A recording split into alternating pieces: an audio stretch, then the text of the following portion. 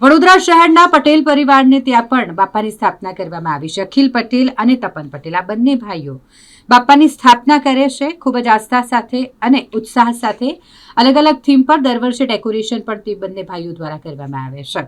સંપૂર્ણ માટીની પ્રતિમા તેઓ દ્વારા બેસાડવામાં આવે છે. છેલ્લા 10 વર્ષથી બાપાની પ્રતિમાની સ્થાપના કરી પટેલ પરિવાર બાપાની પૂજા અર્ચના કરી રહ્યો છે. આ વખતની વાત કરીએ તો શ્રી કૃષ્ણ ભગવાનની થીમ પર બાપાની પ્રતિમાની સ્થાપના કરવામાં આવી છે કે જ્યાં 51 કુલડીનો કુંજવાડો તૈયાર કરવામાં આવ્યો છે. અખિલ પટેલ અને તપન પટેલ આ બંને ભાઈઓ દ્વારા સંપૂર્ણ ડેકોરેશન કરી અને માટીની પ્રતિમા બાપાની બેસાડી પૂજા કરવામાં આવી રહી છે. મારું નામ અખિલ પટેલ અને મારા બ્રધરનું નામ તપન પટેલ. અમે 2 જણ છેલ્લા 10 વર્ષથી શ્રીજીની સ્થાપના કરીએ છીએ અને સંપૂર્ણ ઇકો ફ્રેન્ડલી પ્યોર માટીની મૂર્તિ હોય છે.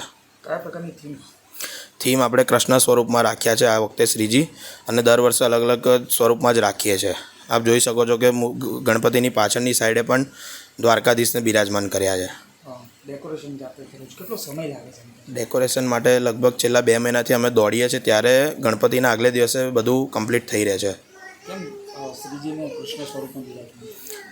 હવે અમારા પોળમાં પણ મુરલી મનોહર દાદાનું ભગવાનની મંદિર છે, એ પણ લગભગ છેલ્લા 70 વર્ષનું જૂનું છે. એટલે આ વર્ષે એવી ઈચ્છા થઈ કે ગણપતિ દાદાને આપણે કૃષ્ણ સ્વરૂપમાં લાવીએ.